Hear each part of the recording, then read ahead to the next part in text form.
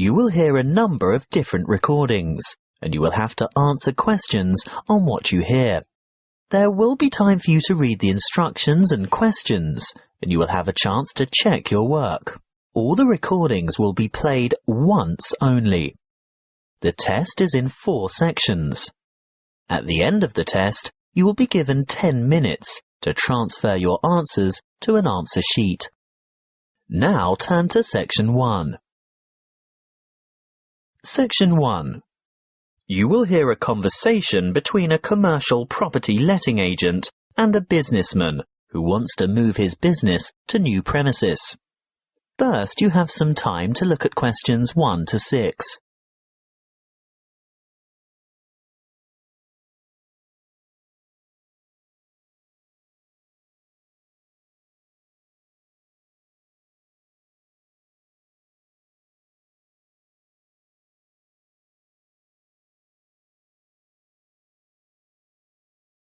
You will see that there is an example that has been done for you. On this occasion, only the conversation relating to this will be played first. Good morning. Mr. Rich, isn't it? That's right. Raymond Rich of ICT Industries. ICT Industries. Just a moment while I put that on the form. Mr. Rich said that the name of his company was ICT Industries. So ICT Industries is written in the space. Now we shall begin. You should answer the questions as you listen, because you will not hear the recording a second time. Listen carefully and answer questions 1 to 6.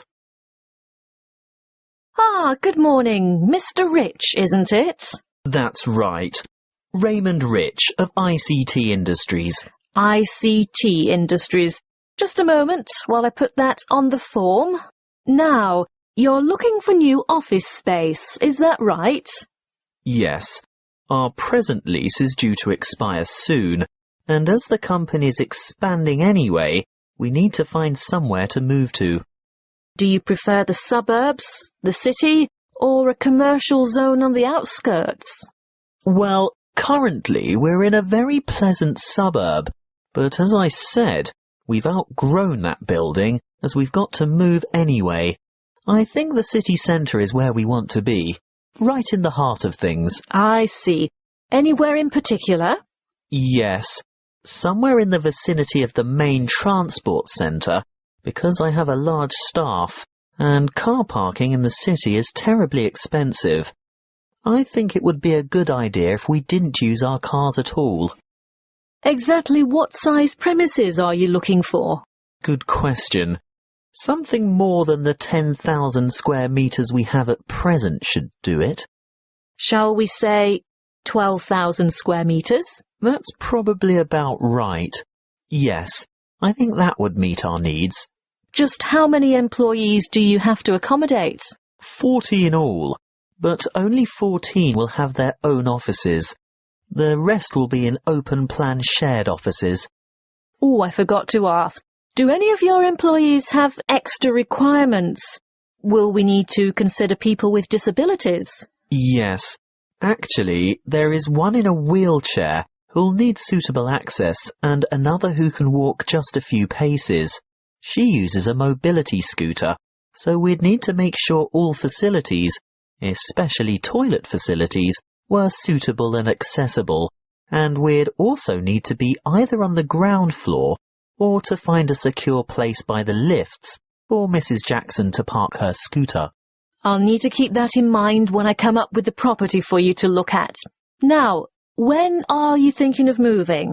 Well, our current lease expires in August, so we'd like to have the move completed by then, of course.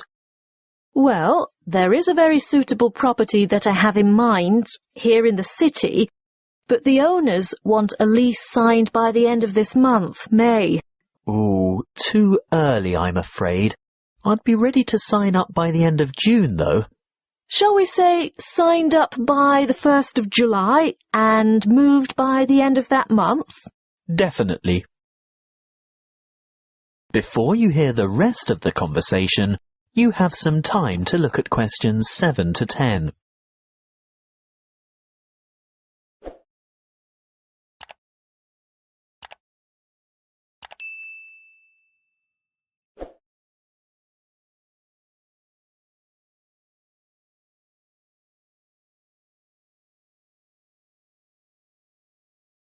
Now listen and answer questions 7 to 10. Well, I'll keep your requirements in mind and let you know when something comes up. Wait a minute. There is a vacant office space on the 10th floor of this very building. Would you care to take a look? It has only just become available, but I haven't started marketing it yet because it's in need of a bit of a makeover. The floor area is about the right size. Good. Let's see it then. Well, what do you think? Elevator access is great, and the lobby area is roomy enough for that disability vehicle you were telling me about. Oh, I don't know. There are too many small offices. Would we be able to take out a few of these walls and make bigger work areas? I don't see why not. Most of them are just partitions. Obviously, load-bearing walls can't be touched, but there aren't many of those to worry about. What about kitchen and dining facilities? We like our staff to feel comfortable eating at work. If they go out for lunch, it often leads to extended lunch hours and lost time. Come this way. This is the kitchen. Ooh, it's a bit pokey. We'd need to enlarge it somehow. What's behind the wall here? There's just a storeroom. You could take out that wall and expand into that space. Then what would we do for a storeroom? Ah, well, see that tiny office near the entrance? It has no external windows or natural light. It would make an ideal storeroom. Yes, you're right. The whole place is a bit dilapidated. Obviously in need of that redecoration you were talking about. And I don't just mean a coat of new paint. I think all the light fittings would have to be modernised. Those broken blinds have to be replaced, and this old blue carpet definitely has to go. I agree. That's something we can negotiate with the owner. But overall, do you think it would fit your requirements? Well, you haven't given me any indication of what the lease would cost. But before we get into that, what are the terms of the lease concerning length of tenancy? Well, generally in the city, leases are never less than 3 years. Oh? I mean, we don't mind signing up for that period of time initially, but we don't necessarily want to have to move after that. We've been in our last place for 10 years, you know. Well, the usual agreement is a 3x3x2. That's a contract for 3 years with entitlement to extension for 3 years, and then another 2 years after that. But let me speak to the owner first. And one more thing. We have to consider the time frame. Remember, my current lease is due to expire in August. Well, with reliable contractors, it shouldn't take more than a couple of months to do the necessary refits. That is the end of section 1. You now have half a minute to check your answers.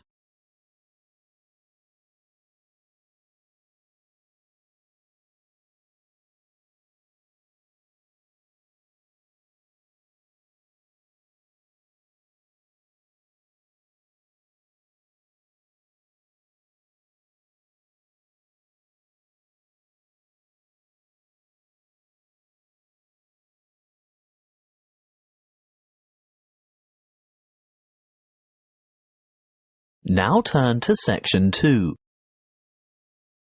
Section 2. You will hear a student counsellor giving information and advice about further study. First, you have some time to look at questions 11 to 14.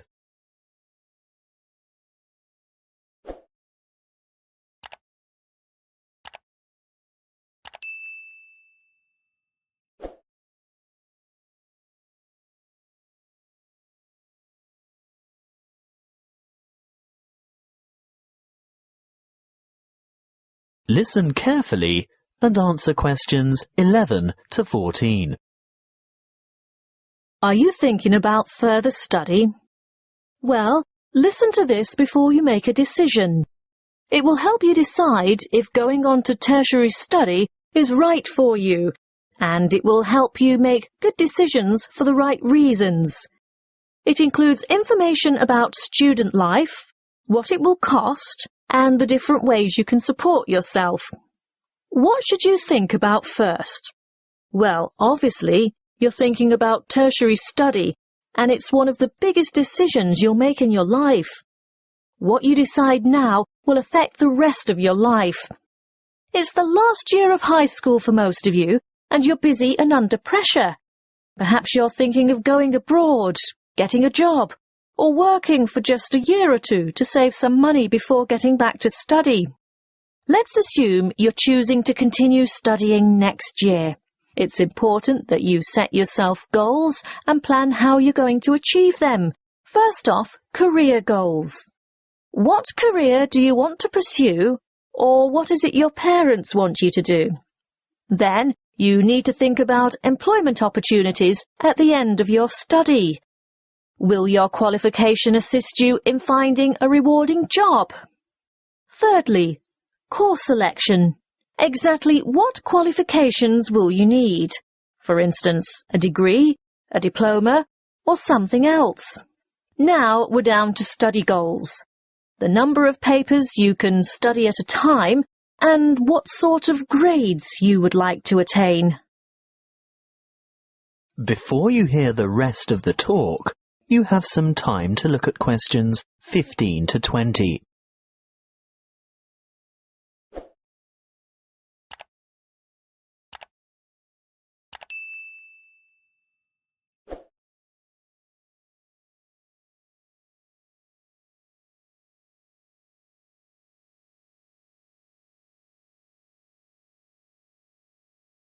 Now listen and answer questions 15 to 20.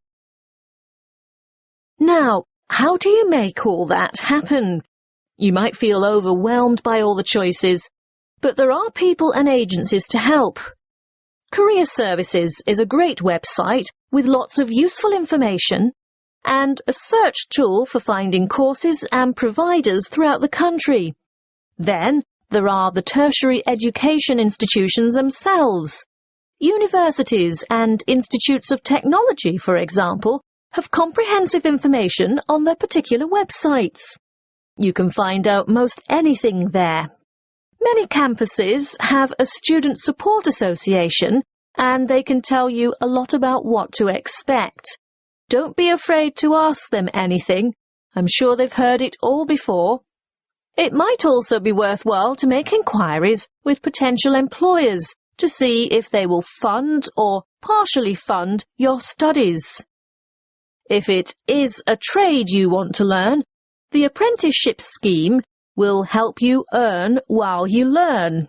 That way you'll get valuable work experience while you're studying. If you're still at school, then search out your school careers advisor, who will have a variety of information and resources at hand and be able to give you the kind of guidance you need to make a fully informed decision. And, last but not least, don't forget your parents and other family members. They can be of enormous help too. Oh, one last thing that might help you make up your mind.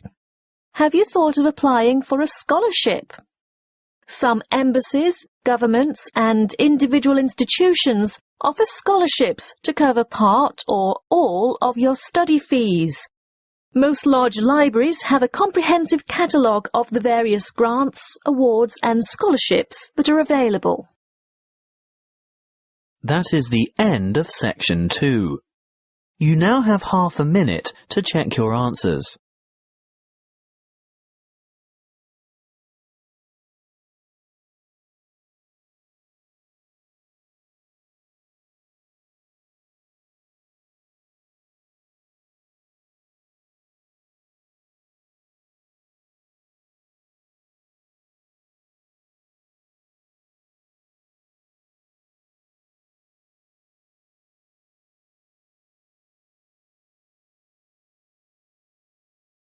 Now turn to Section 3.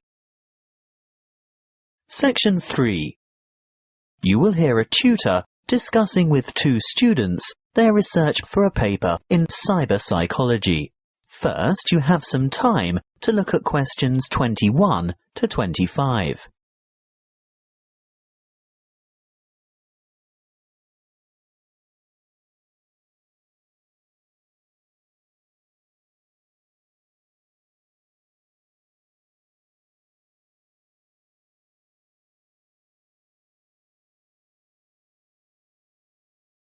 Listen carefully and answer questions 21 to 25. I'm very glad that the two of you decided to pursue this research topic, because I think it's not only much needed, but very relevant to current psychological concerns about addiction issues in young people. Now, tell me, how did you get started? Well, we looked around for problems, or perceived problems, that teenagers in general might encounter, and we came up with the extremely popular phenomenon of instant messaging and the implications that the use or overuse of this form of communication might have on teen behaviour. Then we decided to propose the concept of instant messaging addiction. By the way, do you mind if we abbreviate instant messaging to IM in our discussion? Not at all. But before you go any further, tell me something about the demographic sample you used. We chose a random sample of teenagers from Jiangsu province from a typical public middle school, and we considered this group to be representative of teenagers in urban China. We distributed 500 questionnaires and 450 were returned. The sample group was on average aged between 14 and 15 years. Internet addiction, or technological addiction as it's sometimes called, has been studied many times before. What makes your research different? Well, previous studies indicated that internet-dependent students are more likely to use instant communication, but we wanted to find out primarily whether IM addiction actually exists, and if so, what the symptoms are. And secondly, we wanted to know whether IM addiction could be predicted. And finally, whether addiction has an impact on academic performance. Quite a large undertaking. Tell me, what IM addiction symptoms did you identify among teenagers in your sample? We found 4 major IM addiction symptoms, which are remarkably similar to the symptoms used to identify substance dependence. Although here we're looking at behavioral addiction, not chemical addiction to drugs, alcohol, or the like. Yes, loss of control was a significant factor, which indicates that the addicts had less self-discipline. They could not control the amount of time they spent on IM, and they neglected their schoolwork, as well as other responsibilities or obligations they might have. Obviously, academic performance was adversely affected. I'm sure that led to a lot of complaints from family and friends, not to mention teachers. Yes, of course. Another symptom was, as you would expect, a preoccupation with instant messaging. They would be annoyed if interrupted when chatting online, and they would feel depressed and moody when they couldn't. They would go without sleep in order to chat, and when they were offline, they would still be thinking about online chatting. As in chemical addiction, they would need to increase the dose, in this case of IM time, to get satisfaction. That sounds quite disturbing. Yes, and as you can imagine, loss of relationships due to overuse of IM was a factor too. The addicted teenagers would rather chat online than go out with friends or spend time with family, which jeopardized their social relationships and their educational opportunities. The fourth addictive factor we found was escape. These teenagers used IM as a form of escape from reality and responsibilities. Before you hear the rest of the conversation, you have some time to look at questions 26 to 30.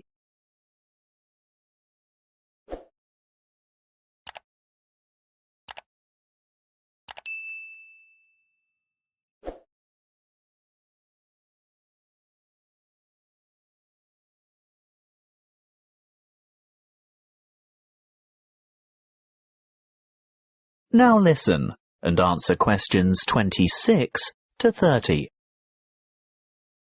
And can IM addiction be predicted?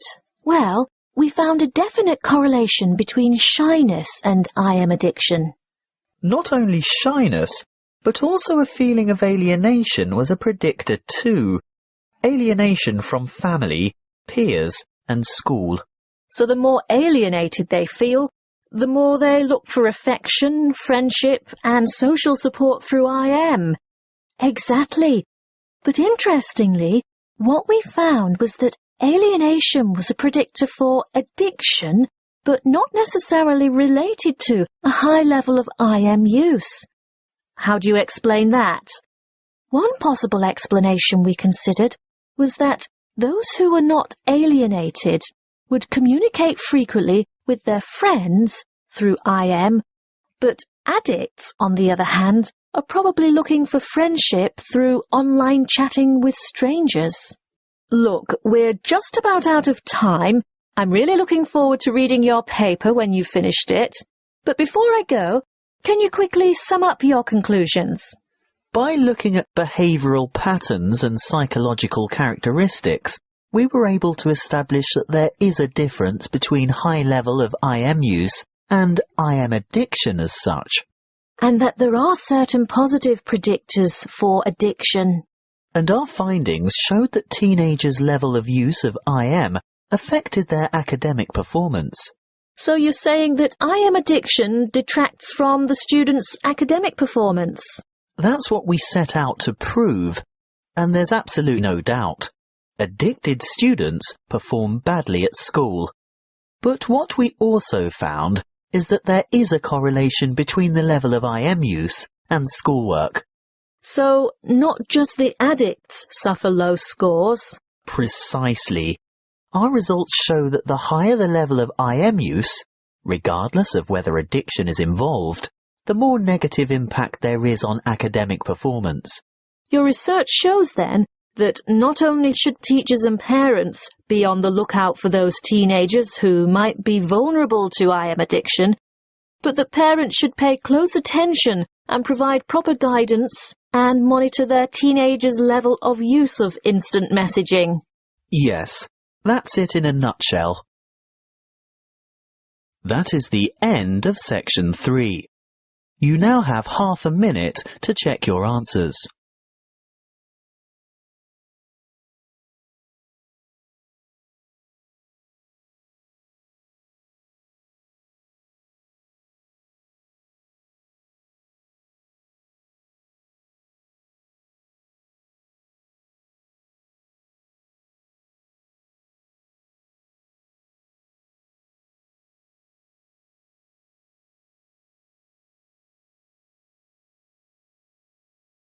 Now turn to section 4.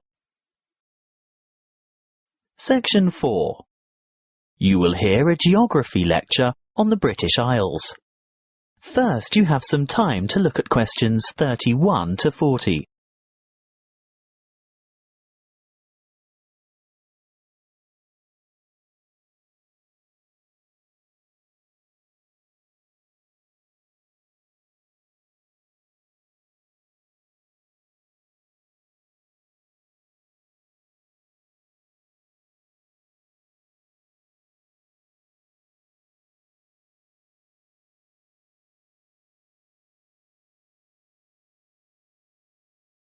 Listen carefully and answer questions 31 to 40.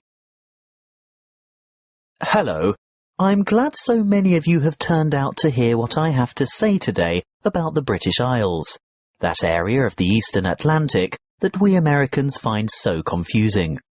I'm afraid just looking at a map or a page in the atlas doesn't necessarily explain the geographic terminology. In referring to the British Isles, a word of apology for those of you of Irish descent. That is, those whose ancestors come from Eire, the Republic of Ireland. No matter how geographically accurate the place names that I use today are, some of you will be understandably upset to be included in anything termed British. I have a very useful image that might help you differentiate between the various labels that distinguish the political and geographic reality of the so-called British Isles. I want to show you a Venn diagram, which is a mathematical illustration that shows all the possible relationships between sets. Look at this Venn diagram, and you will see that the geographical terminology is in bold, while the political terms are in italics. See here the British Isles in bold and the British Islands in italics. The aim of this lecture is to explain the meanings of and relationships among those terms. In geographical terms, you will see that the British Isles is an archipelago made up of the two large islands of Great Britain and Ireland, and including many smaller surrounding islands. Of course, you can't tell from the Venn diagram the true comparative size of these islands. You'll need to look at the map for that. But take my word for it, Great Britain is the largest island of the archipelago, followed by Ireland, which in reality, geographically, lies to the west, and there are over 1,000 smaller islands. Now, in political terms, the United Kingdom of Great Britain and Northern Ireland is the constitutional monarchy, which includes the island of Great Britain, some small nearby islands, although not the Isle of Man or the Channel Islands, and the northeastern part of the island of Ireland. Thank goodness it is generally shortened to United Kingdom, the UK, Great Britain, or even the abbreviation GB, although none of these are strictly correct, of course. You'd better listen carefully to the next part, because, I warn you, it is very confusing. Ireland is the name of the sovereign republic occupying the larger part of the island of Ireland. But to distinguish it from the name of the island itself, and most importantly from the other part, which belongs to the UK, it is called the Republic of Ireland, or its Irish language name, Eire. That's E-I-R-E, even though Eire directly translates as Ireland. The smaller portion of the island is called Northern Ireland. The partition of Ireland took place in 1922, after a great history of struggle that we won't go into here. England, Scotland, Wales and Northern Ireland are legal jurisdictions within the United Kingdom, but Great Britain refers to the countries of England, Wales and Scotland as a unit. The British Islands contain the United Kingdom, the Channel Islands, made up of Guernsey and Jersey, and Isle of Man, which all have the British monarch as head of state. Interestingly, the Isle of Man, although governed as a British Crown dependency, has its own parliament, but relies on the UK for defence and in matters of external relations. So, you've learnt something about the geographical and political confusion surrounding the British Isles. Let's have a look at some of the linguistic confusion. To start with, there isn't an adjective to refer to the United Kingdom, so the term British is generally used. However, that means that citizens of Northern Ireland, although not on the island of Great Britain, still describe themselves as British, because this reflects their political and cultural identity. Irish, in a political sense, refers to the Republic only, so sometimes citizens of Northern Ireland would call themselves Northern Irish as a point of difference. Of course, the Northern in Northern Irish is not completely accurate either, as the most northerly peninsula on the island is in the county of Donegal, which is part of the Republic. Okay, we might get in a muddle over the term Irish, but at least Scottish, Welsh and English should be self-explanatory. Apparently not to us Americans, and Europeans are often guilty of this too. We often use the term English incorrectly to mean British. I'd have to be the first to admit to calling my Welsh colleague English, which really gets his heckles up.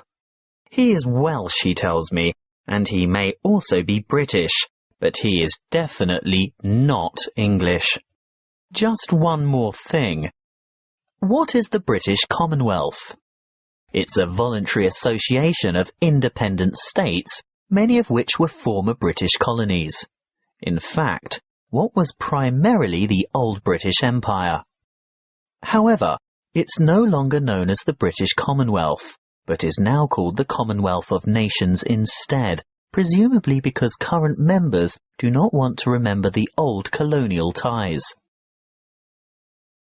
That is the end of section 4. You now have half a minute to check your answers.